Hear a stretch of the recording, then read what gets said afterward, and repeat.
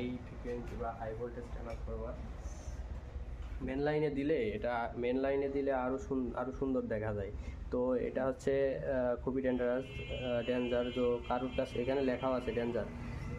কারোর কাছে যদি থাকে বা কেউ এই প্র্যাকটিসটা করতে যাও, তাহলে অবশ্যই টেকনিশিয়ান বা হচ্ছে কারোর পরামর্শ নিয়ে তারপর করতে হবে। তো বাসা বাড়িতে কেউ কারোর না জানা থাকলে এই জিনিসটা নিয়ে কেউ ঘোটাঘুটি করবে না। এই জিনিসটা প্রচুর ডেঞ্জার। মানে এখানে যে অবস্থা, আমি তো মাটিতে দাঁড়ায় আছি। তো আমি আবারও টুলির উপর বসে দেখাই। এই যে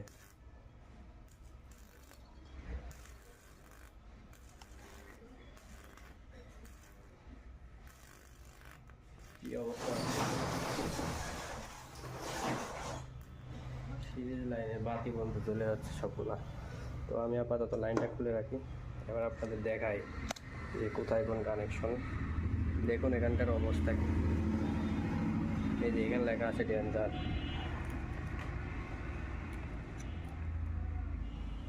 এখানে ডেঞ্জার লেখা, হাই ভোল্টেজ লেখা আছে। 230 ভোল্ট থেকে 240 ভোল্ট পর্যন্ত ইনপুট করা যাবে।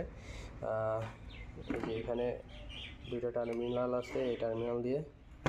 আর এখান থেকে এই দুই তার দিয়ে খুব অনেক লো ভোল্টেজ বেরোয়, হয়তো বা 2 থেকে 3 ভোল্ট বা 4-5 ভোল্ট এরকম বেরোয়। এই দুই তারের কোনো কাজ নেই।